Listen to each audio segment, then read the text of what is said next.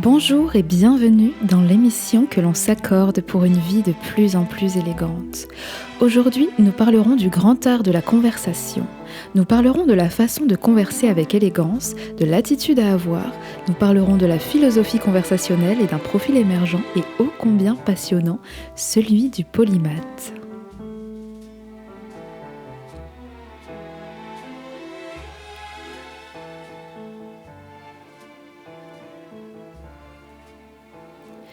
L'art de la conversation est quelque chose qui a toujours fasciné, mais qui a souvent fait peur. En effet, dire les bonnes choses au bon moment avec les bonnes personnes, tout en ayant une culture suffisante pour entretenir quelqu'un d'un sujet qu'il aime, ou en tout cas qui lui convient, ce n'est pas chose aisée. Cet art a, jadis, été étudié et pratiqué dans de nombreux salons, et il était même considéré comme un divertissement à part entière. Au-delà d'être une délicieuse compétence, il était un divertissement comme nous pourrions jouer aux jeux de société aujourd'hui. On peut d'ailleurs considérer qu'il était un jeu de société. Pour explorer un pan de cet art aujourd'hui, je vous propose l'équation suivante. Si la philosophie de l'élégance est d'être à l'aise et de mettre à l'aise, y a-t-il une attitude universelle pour converser tout en respectant exactement notre personnalité? Et puisque nous ne sommes pas omniscients, comment être sûr d'avoir, quoi qu'il en soit, la culture suffisante pour converser de la bonne manière? C'est une grande équation aujourd'hui, mais j'avais vraiment hâte de vous préparer cette émission parce que l'art de la conversation est tout de même un incontournable dans l'univers de l'élégance. Oui, il y a une façon de converser. Oui, il y a une façon élégante de converser. Et non, nous ne pouvons pas faire n'importe quoi. Les codes du savoir-vivre et de la politesse, au-delà d'être terriblement charmants, ne sont pas que le pompon de la cerise sur le gâteau. Ce sont des codes protecteurs et des codes d'aisance. Et tout le monde gagnerait à les apprendre et à les pratiquer.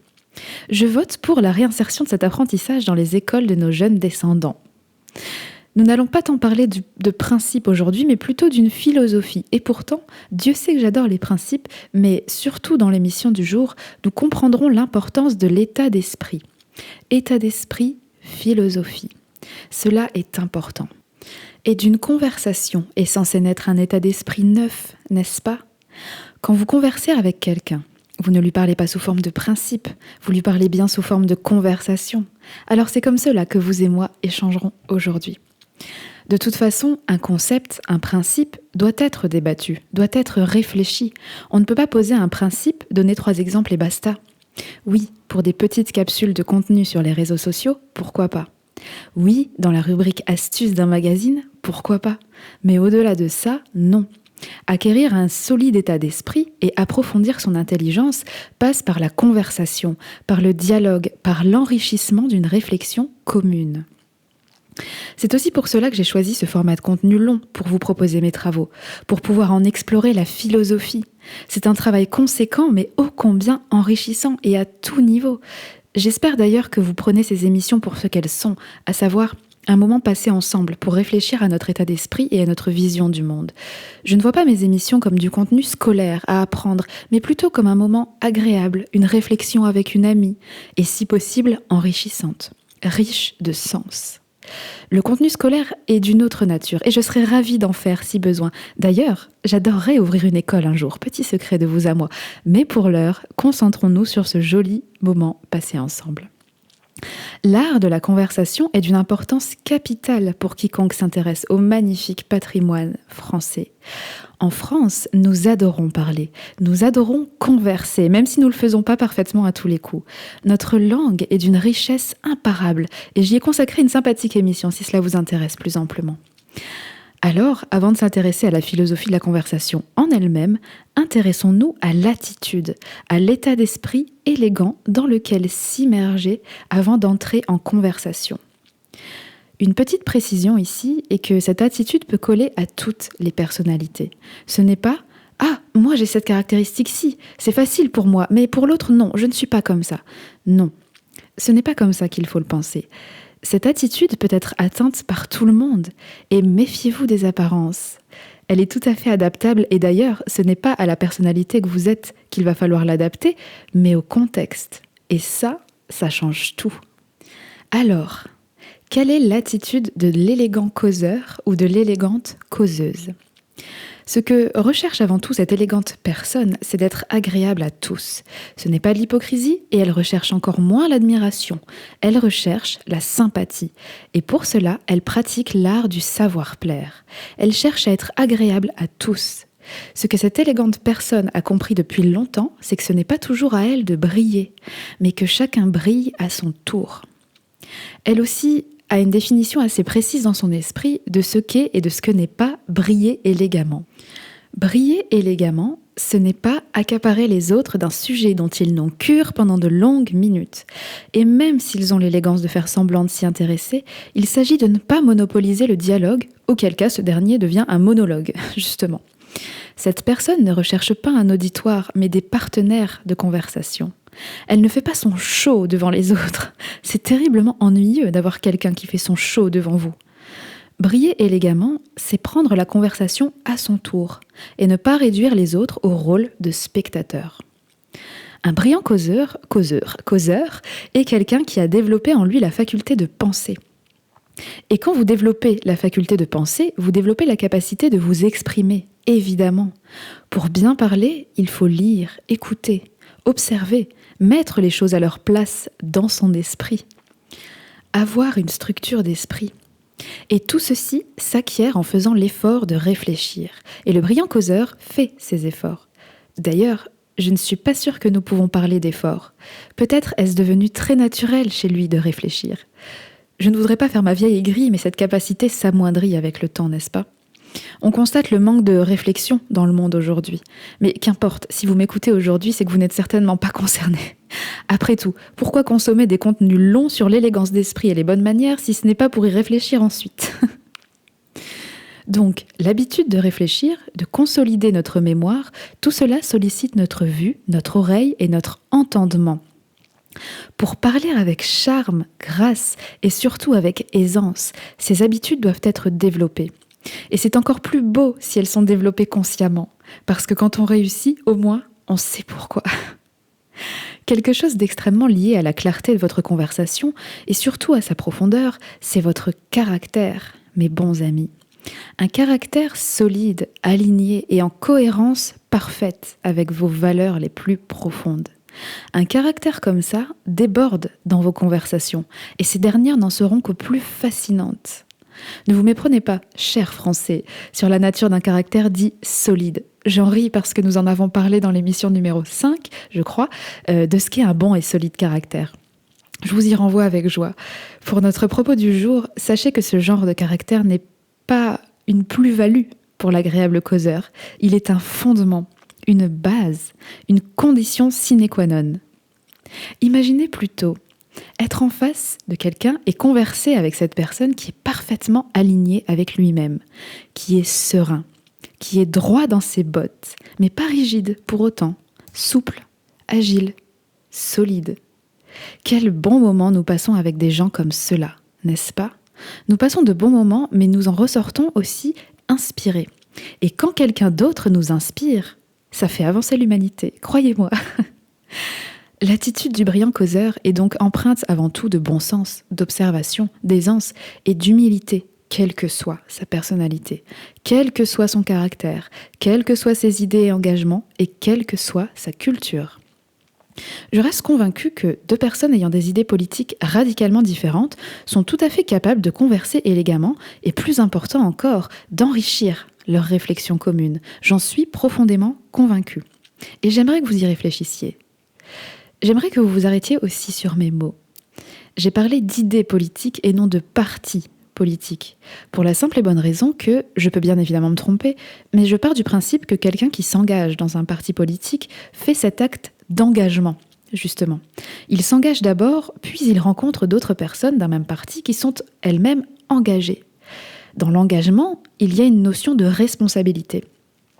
Ces gens engagés se sentent donc chargés de responsabilités qu'ils endossent volontiers, évidemment. Donc ils prennent ce rôle d'entraîner les autres avec eux, surtout s'ils sont entre eux. Ils se motivent les uns les autres. L'effet de groupe est un effet surpuissant chez l'être humain. L'autre versant de cette motivation surpuissante, c'est la création de barrières aux autres idées. Ils consolident tellement leurs réflexions entre eux qu'ils en deviennent véhéments. C'est comme s'ils se fermaient petit à petit à d'autres idées, à d'autres réalités. Pourquoi, à votre avis ? Eh bien parce que c'est sécurisant. C'est sécurisant pour notre esprit d'être convaincu que nous détenons la vérité envers et contre tous. C'est sécurisant de faire partie d'un groupe de gens engagés avec lesquels on se protège entre nous. Je vais même aller plus loin. Certaines personnes s'engagent dans des partis uniquement pour cela, uniquement pour cet effet de groupe, alors que normalement c'est l'inverse qui devrait se passer. On adhère à une cause et le groupe suit. Mais toute cette sécurité n'est pas toujours consciente. Elle est même souvent inconsciente. On s'y sent bien dans ce groupe, mais on ne sait pas pourquoi. Donc on s'y engage encore plus, vous voyez ? Et au-delà de la sécurité que cela prodigue, commencer à s'ouvrir à d'autres idées pourrait être ressenti en leur fort intérieur comme de la trahison. Ils pourraient rapidement se sentir trahis et avoir ce sentiment de trahison envers leur groupe, aussi, et ça c'est absolument hors de question. C'est normal. Alors ils préfèrent ne pas s'ouvrir à d'autres idées. Ils préfèrent ne pas s'ouvrir à d'autres idées pour, selon eux, rester droits. Vous voyez ce que je veux dire ? Tout ça pour dire que j'ai beaucoup de mal à imaginer deux partis politiques très différents discuter de leurs idées de façon élégante. Mais deux personnes qui ne sont pas forcément engagées dans un parti et qui ont des idées différentes, oui. Je voulais simplement attirer votre attention sur la différence entre parti politique et idée politique. Ici, je parle du concept politique sous l'angle psychologique. On dirait que je juge, mais je ne juge pas du tout. Il y a énormément de facteurs qui influencent l'engagement de quelqu'un dans un parti politique, énormément de motivations différentes et de personnalités différentes aussi. Donc tout cela est vraiment très très intéressant. Mais pour l'heure, je souhaitais juste illustrer mes propos sur les mots, vous voyez, sur l'importance des mots choisis. Voilà tout.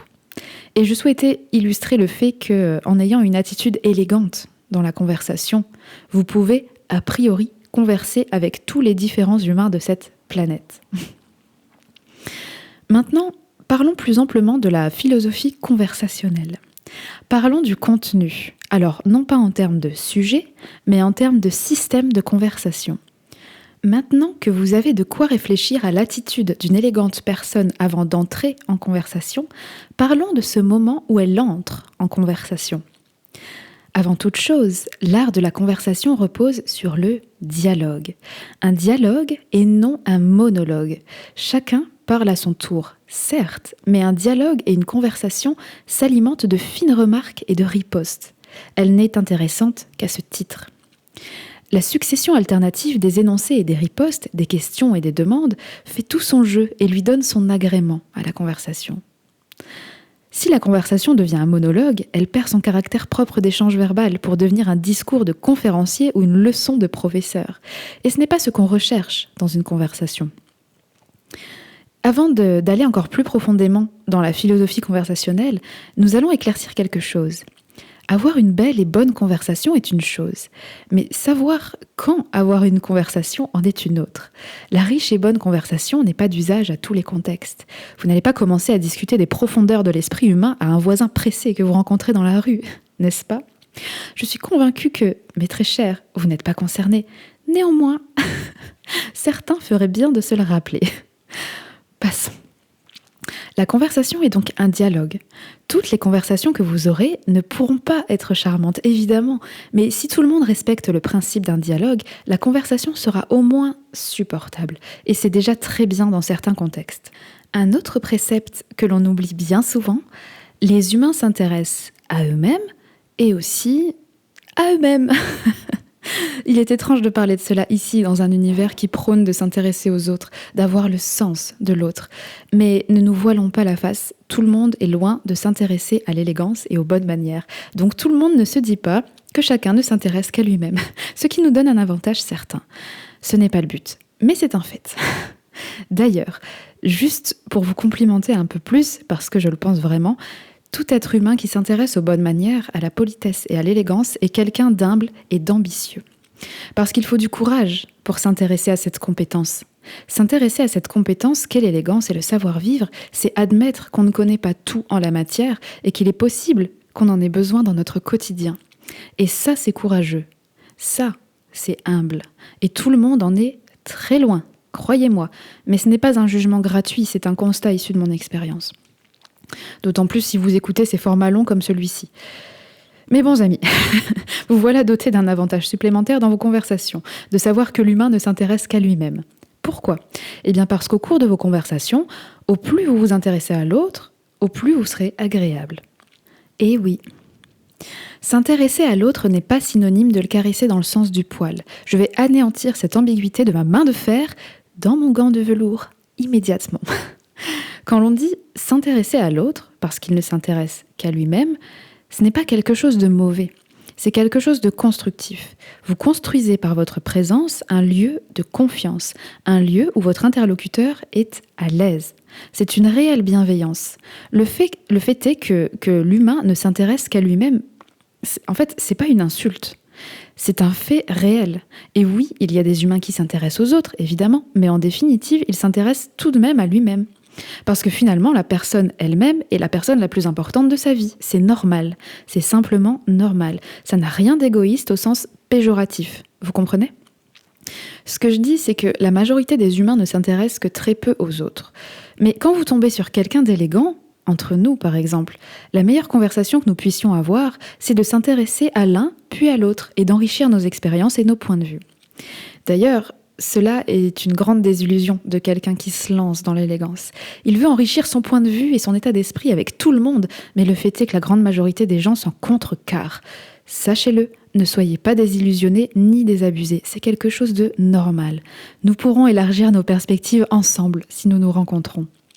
Et ça y est, j'ai envie de vous rencontrer. Passons. Ceci étant dit, ce n'est pas pour autant que vos conversations avec la grande majorité des gens seront inintéressantes, bien au contraire. S'intéresser à l'autre est vraiment très riche de sens. C'est toujours une bonne occasion d'apprendre quelque chose. Et tout à fait entre nous, si le sujet de la conversation est complètement inintéressant, vous pouvez toujours observer la personne en question.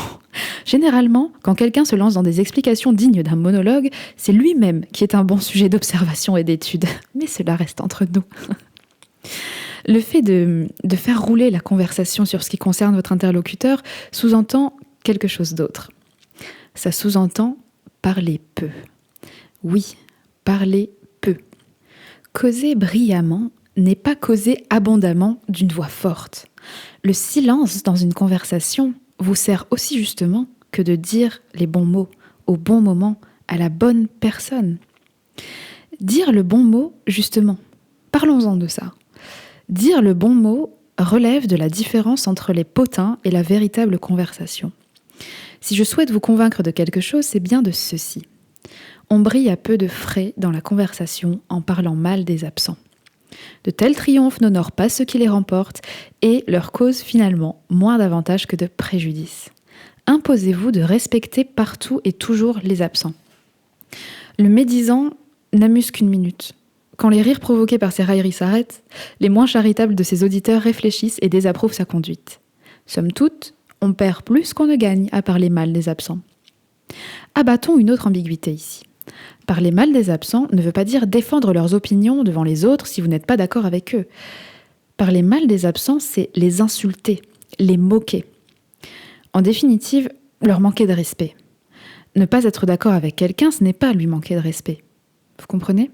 Par contre, le moquer et l'insulter, oui. C'est une différence à avoir, à garder en tête. Il y a un amalgame ici parce que celui qui met un pied dans l'élégance comprend qu'il faille défendre avec véhémence les absents et rejeter de la conversation toute personne qui parle mal d'eux. C'est pas ça, en fait. Un peu comme le concept de parti politique dont nous avons parlé. La personne s'engage dans l'élégance, donc se charge d'une responsabilité et va chercher à défendre ses valeurs en étant véhémente, sinon elle aura ce sentiment de trahison. Voyez ? Or, ce n'est pas de cela dont on parle. Ce dont on parle, c'est premièrement de comprendre pour soi-même qu'il n'y a rien à gagner à leur manquer de respect, qu'il y a même plutôt tout à perdre.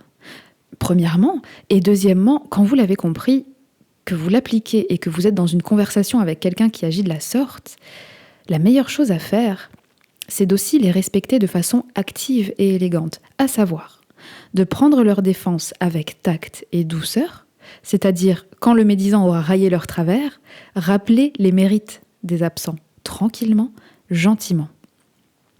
En agissant ainsi, vous générerez la confiance et l'estime universelle. L'idée, c'est de ne pas aller au combat avec celui qui vocifère des âneries. C'est d'être élégant. Et l'autre chose à faire aussi dans ces cas-là, c'est de vous demander comment la personne parle de vous quand vous n'êtes pas là. Et là, vous comprenez comment on peut perdre la confiance en quelqu'un qui vocifère des âneries. Les absents ayant eu leur moment de gloire, parlons donc des présents. Parlons donc de comment prendre soin des présents. Employez-vous ce mot dans votre quotidien, l'hospitalité. Le mot hospitalité est beaucoup employé dans l'univers de l'hôtellerie, de prestige. Pas forcément de luxe exclusivement, mais de prestige. L'hôtellerie, un des plus beaux métiers du monde. Dans le mot hospitalier, il y a une notion de recevoir des invités, de mettre à l'aise des invités et de leur prodiguer un sentiment de sécurité. Vous voyez ?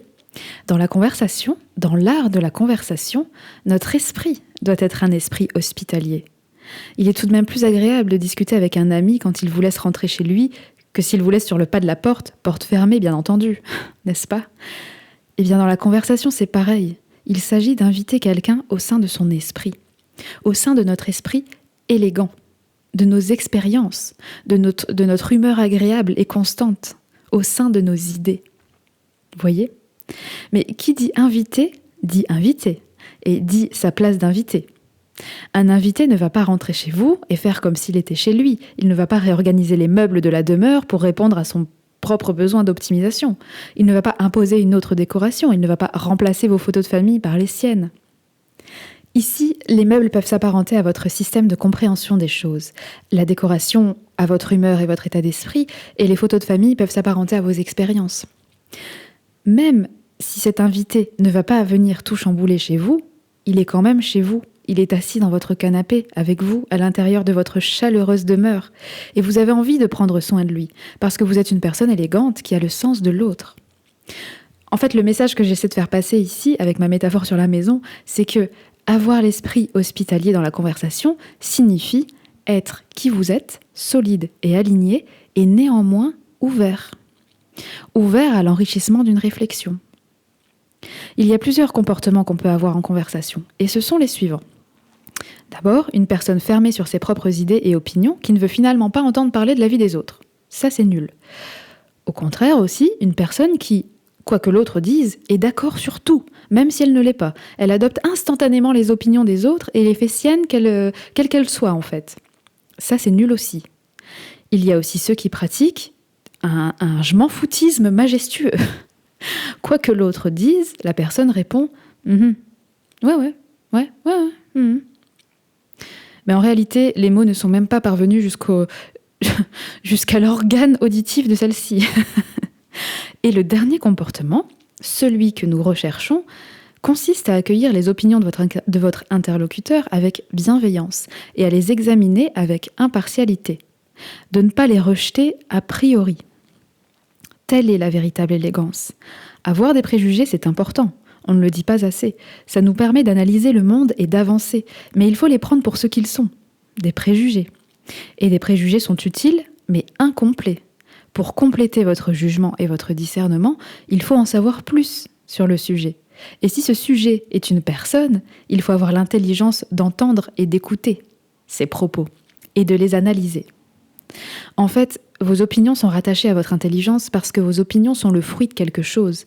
Elles sont le fruit d'un mélange de réflexion et d'expérience.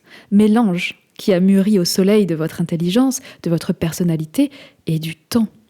N'est-ce pas ? Et à ce titre, vos opinions méritent d'être écoutées et pensées. Eh bien, pour votre interlocuteur, c'est pareil.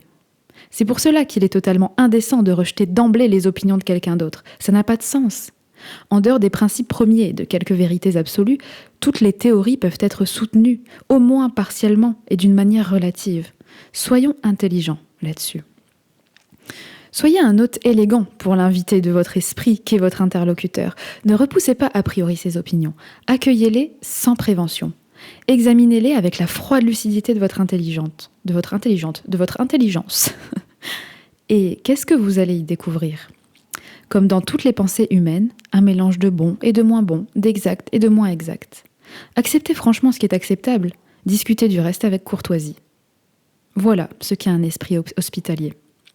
Et voilà une belle introduction à la philosophie conversationnelle dans le monde merveilleux de l'élégance d'esprit.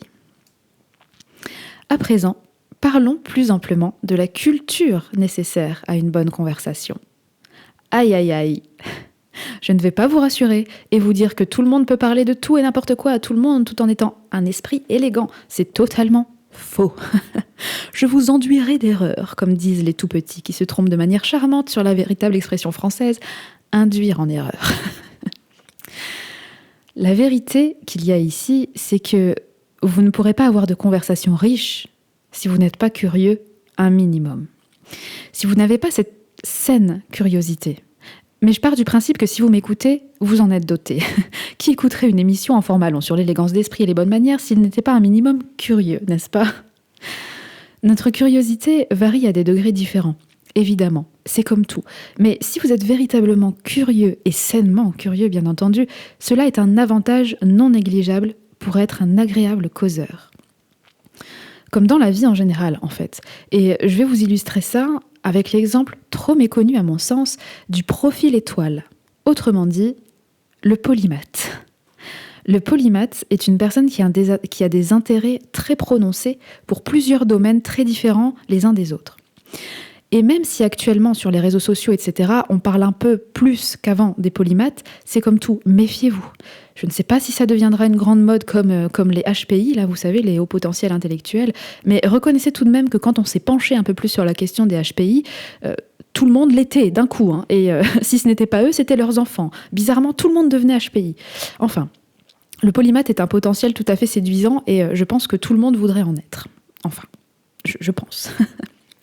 Je vous dis ça parce que je vais vous décrire le profil d'un polymathe et je vais vous expliquer pourquoi les gens ont un avantage particulier dans la vie en étant comme ça. Donc ce sera séduisant, forcément. Et comme je dis, on a tous envie de faire partie d'une équipe gagnante, donc on pourrait se laisser emporter par cela. Bref, parenthèse fermée. Un polymathe est donc une personne qui a un intérêt très prononcé pour divers sujets qui n'ont apparemment rien à voir. Un polymathe a un profil étoile, c'est-à-dire que cette personne a une curiosité intellectuelle naturelle, que cette personne a quelques expertises généralistes et non une seule expertise ciblée. C'est-à-dire aussi que cette personne ouvre ses perceptions à plusieurs champs de compétences, elle va loin et parallèlement entre les différentes compétences. Et elle fait des connexions entre ces différentes compétences. Des connexions parfois incongrues, mais ma foi, c'est ce qu'on appelle aussi l'originalité. Aussi, cette personne utilise ce mix atypique de compétences pour se promouvoir si nécessaire, et créer son propre métier, son propre poste, mais surtout ses propres créations, finalement. Et cette personne sait qu'il y a une infinité de combinaisons possibles entre ce qui existe déjà. Pour un polymathe, il n'y a simplement pas de limite. La croissance est exponentielle quand on a un esprit comme ça. Donc en fait, les polymathes bâtissent leurs propres empires, en faisant des connexions créatives entre les différentes compétences et connaissances qu'ils ont. L'inverse d'un profil étoile, d'un polymathe, c'est ce qu'on appelle un profil T, comme la lettre T. Un profil T est une personne experte dans une seule compétence, dans un seul domaine. Elle ne connaît pas grand-chose des autres domaines. Elle peut être très douée à résoudre des problèmes, mais seulement si ce problème rentre dans son domaine, en fait. Et elle sera moins créative et ne saura pas répondre à des problématiques issues de domaines variés, forcément. Mais ce n'est pas bien grave. Peut-être qu'elle n'en a pas besoin. Une fois de plus, il n'y a pas de bon ou de mauvais profil ici. En fait, un profil T sera peut-être expert dans le top 1 de son domaine, vous voyez ? Mais un polymathe, lui, il fera partie du top 25, mais du top 25 des meilleurs, mais dans plusieurs domaines différents. Et il y a une approche, il aura en fait le polymathe une approche imparable et non copiable, forcément. Tandis qu'un profil T, en fait, lui, il sera plutôt comme le maillon d'une chaîne, si vous voulez. Il sera remplaçable. Et donc, tout le monde n'est pas polymathe, même si tout le monde sait faire plusieurs petites choses dans la vie, tout le monde n'est pas polymathe. Un polymathe reflète vraiment quelqu'un de pointu dans plusieurs choses. Et en même temps, un polymathe n'est pas forcément un Léonard de Vinci. Léonard de Vinci est l'un des plus célèbres polymathes, et c'est pour ça en fait qu'il est considéré comme un génie. C'est juste, entre guillemets, qu'il était très pointu dans plusieurs domaines. En l'occurrence, l'anatomie, la géométrie, la botanique, la géologie, l'optique, l'astronomie, l'architecture, l'urbanisme, la cartographie, les machines de guerre, l'ingénierie, la mécanique, l'hydraulique, nanana. Et tout ça, c'est sans compter le dessin, la peinture, la sculpture et l'écriture.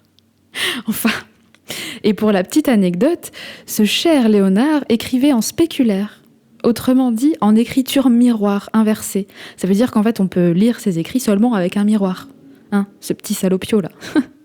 D'ailleurs, pour parfaire votre culture sur le sujet, je vous incite vivement à aller visiter le Clos Lucé, qui est la dernière demeure de Léonard de Vinci, qui se situe à 500 mètres du château royal d'Amboise dans la Loire. Et il a vécu ces dernières années à cet endroit parce que François Ier, qui vivait à l'époque au château royal, c'était son pote, et donc il l'a invité, et bon, voilà, bref, c'est très intéressant. Et si vous suivez mon conseil, et que vous allez visiter ces deux endroits particulièrement charmants, suivez ce deuxième conseil. Si vous en avez l'occasion, n'allez pas visiter le Clos Lucé en période de vacances scolaires. Et si vous n'avez pas le choix, préparez-vous mentalement, hydratez-vous bien et pensez aux bouchons d'oreilles. Et tout se passera bien. Soit. Alors, tout ça pour dire que nous n'allons pas devenir un Léonard de Vinci pour devenir un agréable causeur. Et de toute façon, ce ne serait pas en cohérence avec notre démarche vers l'élégance, puisque le temps que demande la maîtrise de tant de compétences à un tel niveau risque de frôler la complication sociale, si vous voyez ce que je veux dire. Donc, ce que nous allons faire en revanche, fort de toutes ces connaissances et ces réflexions, c'est que nous allons nous inspirer de l'attitude et de l'esprit polymathe pour développer notre curiosité intellectuelle et donc parfaire nos conversations. Une fois de plus, vous qui m'écoutez, à l'heure où je prépare cette émission, je ne pense pas que vous soyez extrêmement nombreux à m'écouter, mais je n'ai pas la prétention de connaître l'avenir. Mais je dis cela dans le sens où un format long sur un tel sujet sélectionne les gens. Et j'en suis consciente. Donc vous, qui êtes des auditeurs de choix, avez déjà une longueur d'avance et les conseils que je vais prodiguer ici pourront peut-être vous propulser à un niveau supérieur, non seulement dans vos conversations, mais aussi dans le développement de vos compétences. Et ça, c'est très, très important et c'est ce que je vous souhaite de tout cœur. Quel est l'esprit, quelle est l'attitude à privilégier pour développer sa curiosité intellectuelle ? Allons-y gaiement. Une fois de plus, ne cochez pas les cases. Inspirez-vous de cela. Et dernière chose, gardez à l'esprit que cette attitude est l'attitude à avoir pour développer des centres d'intérêt et des compétences. Ainsi, notre culture grandit et notre capacité conversationnelle avec. Alors, mes conseils sont les suivants. D'abord, on se fiche d'échouer. L'échec est un morceau de victoire. Ça fait partie du jeu et surtout, on ne le considère pas comme un échec, justement. Juste comme « Ah ok, bon je ferai mieux la prochaine fois. J'ai compris, je ferai mieux la prochaine fois. » Et basta, rien de plus. Ensuite, si on ne trouve pas ce que l'on souhaite, on va le créer nous-mêmes. Point barre. Ensuite, là où on se sent à l'aise dans un résultat, on va changer notre état d'esprit. On va plus être à l'aise dans le résultat, mais on va être à l'aise dans l'expérimentation. Ce sera notre nouveau but, de rechercher l'expérimentation, parce que c'est là-dedans qu'on sera à l'aise, d'accord ? Et non plus dans le résultat. Ensuite, nous créons pour le plaisir de créer et non pour le plaisir de jouir du résultat. Vous voyez ? Cela ne veut pas dire que nous ne voulons pas jouir du résultat, mais profiter du résultat doit devenir un bénéfice collatéral. La réelle joie doit être dans le fait de créer.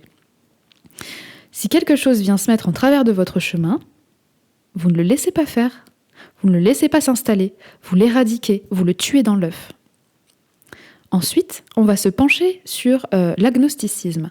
Soyons agnostiques. Et ça, c'est difficile de faire ça. Être agnostique sur le plan des compétences, c'est d'admettre que l'absolu n'existe pas, que rien ne pourra être complet ou terminé. C'est quand on disait tout à l'heure être à l'aise dans l'expérimentation et non dans le résultat. Ici, c'est prôner qu'il n'y a en fait pas de résultat et qu'il n'y a que de l'expérimentation. Tendons vers cela. Et intelligemment, comme d'habitude, sinon ça rend fou. Ensuite, les critiques et les moqueries des autres, ce ne sont plus des montagnes, désormais, d'accord ? Ce sont des petits cailloux sur notre chemin de vie. Et nous n'en parlerons pas plus amplement parce que ce n'est que des petits cailloux, ok ? Ensuite, nous n'allons pas explorer pour dire d'explorer. Nous n'explorerons uniquement ce qui nous intéresse vraiment. Nous allons chercher à rassasier notre appétit de connaissances et de culture avec une nourriture d'une qualité exclusivement très haute, à savoir seulement ce qui nous intéresse. Nos erreurs, comment nous comporter face à nos erreurs ? Eh bien, on les admet et on passe à autre chose. Parce qu'au plus vite elles sont admises, au plus vite elles sont résolues, et au plus vite elles peuvent être améliorées. Pire que ça, on va trouver ça passionnant de régler nos erreurs. Eh bien voilà déjà quelques prestigieux conseils qui ressemblent bien à un manifesto d'ailleurs, mais à un manifesto plus axé intellectuel. Vous savez quoi ? Je trouve ça terriblement classe de penser comme ça. Je tends personnellement vers cette attitude à chaque fois que j'en ai l'occasion, mais vraiment, je dois faire attention. Parce que je suis tellement passionnée que je m'enferme en fait. Et ça c'est véridique, je m'enferme seule dans mon monde et il est tellement grand, tellement riche, que je finis par me convaincre qu'il peut être suffisant à ma survie. Et parfois, je dois me forcer à revenir à la vie sociale tellement je me passionne pour des choses. Tellement mon monde intérieur est grand, en fait. Et c'est une vraie confidence que je vous fais aujourd'hui. Ça m'a valu des moments sociaux très compliqués. Et d'ailleurs, cette émission est une aide considérable pour moi à une vie équilibrée, parce qu'elle connecte et combine mes travaux, certaines compétences techniques que j'ai, et aussi ma passion pour l'écriture, pour le développement de projets, pour le développement de pensée, pour l'élégance évidemment, et toute la philosophie qui va avec, et bien d'autres choses. Et c'est pour cela, tout à l'heure, que je disais qu'une maîtrise de compétences digne d'un Léonard de Vinci demandait un temps qui frôlerait les complications sociales. Je dis ça parce que je le sais. Et voilà, mes chers et tendres, vous me connaissez un peu plus aujourd'hui. Une passion, une véritable passion, ce n'est pas tout beau tout rose. C'est brûlant, c'est dévorant, c'est obsédant. Et si on ne veille pas au bon équilibre d'une passion, elle peut pourrir la vie. Donc soyons élégants et prônons l'équilibre. Un véritable polymathe court un seul danger finalement, c'est d'être brûlé par sa passion. Cette émission me ravit le cœur. J'ai l'impression que je me connecte à vous encore plus que d'habitude parce que là, je vous ai livré quelque chose de très important pour moi aujourd'hui. Et je ne sais pas si nous aurons l'occasion de nous connecter et de combiner nos savoirs. Mais si cela arrive, je suis sûre que nous pourrons faire quelque chose de grand. Eh bien, sur la fin de cette émission, revenons sur notre équation de départ. Si la philosophie de l'élégance est d'être à l'aise et de mettre à l'aise, y a-t-il une attitude universelle pour converser tout en respectant exactement notre personnalité ? Et puisque nous ne sommes pas omniscients, comment être sûr d'avoir, quoi qu'il en soit, la culture suffisante pour converser de la bonne manière ?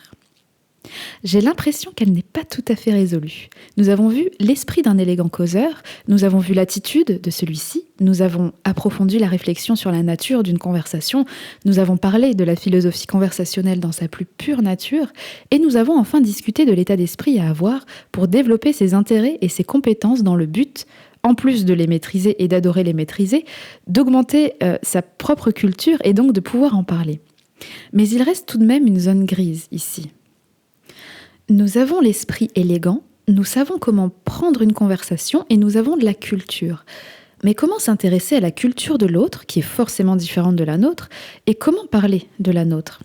Je vais conclure cette émission avec quelques conseils supplémentaires qui nous permettront de résoudre cette équation une bonne fois pour toutes, tout en étant un individu hautement élégant. Un individu élégant parle peu. On ne lui demande pas d'être timide ni taciturne, mais de trouver le bon équilibre entre la carpe muette et la pie qui jacasse. Amenez habilement la conversation vers des sujets qui intéressent votre interlocuteur et faites-le avec tact. Posez-lui de bonnes questions, les questions d'un débutant en la matière peut-être. Donnez-lui l'occasion de vous expliquer ce qu'il aime faire et pourquoi il aime le faire, parce que de toute façon c'est ce qui l'intéresse. Attention à cela, il faut vraiment le faire avec tact, sinon on bascule dans la niaiserie ou l'interrogatoire désagréable. Et vous l'aurez compris, ce n'est pas le but d'une conversation intelligente, riche et surtout agréable. Et enfin, parlons peu de nous. Ne nous mettons pas en scène vulgairement, ne jouons pas non plus au faux modeste ou au cachotier. Ça n'a pas de sens puisque ça attire aussi l'attention. Si l'on nous questionne sur nos opinions, nos travaux, répondons avec simplicité et modération. Tâchons de discerner si notre partenaire nous interroge par courtoisie ou par intérêt. Et de là, adaptons notre explication. S'il prend plaisir à connaître nos pensées et nos occupations, nous n'avons qu'à la satisfaire, notre interlocuteur. Mais évitons néanmoins les explications trop techniques qui échapperaient à sa compétence. Voyez ? Donc, expérimentez, mais en règle générale, vous allez vite comprendre que les humains ne font pas forcément l'effort de s'intéresser aux autres. Et soit, tout le monde n'est pas dans notre démarche, c'est normal. En définitive, vous l'aurez compris, dans cette émission, nous aurons appris à développer notre culture et nos compétences de façon exponentielle, pour finalement la garder pour nous, en fait.